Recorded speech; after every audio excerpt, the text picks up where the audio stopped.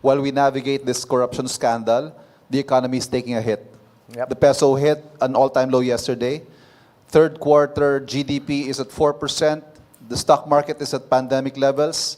What is the plan to recover investor confidence? At ano ho ang plano para sa economic recovery?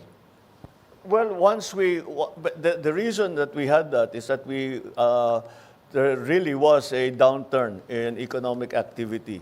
You have to remember that it's not only because of these problems. Yung bagyo, yung nawala na working days na sa ekonomiya natin because of climate change. And you have to also remember the global situation. We are not the only ones suffering the shocks that come from the new trade structure that has been imposed on the rest of the world.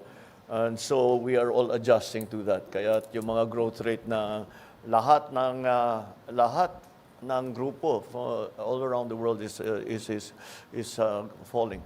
But marami tayong measures na ginawa because the public spending now will be increased, and to make sure that by the end of the year that the levels of public spending are according to our original plan.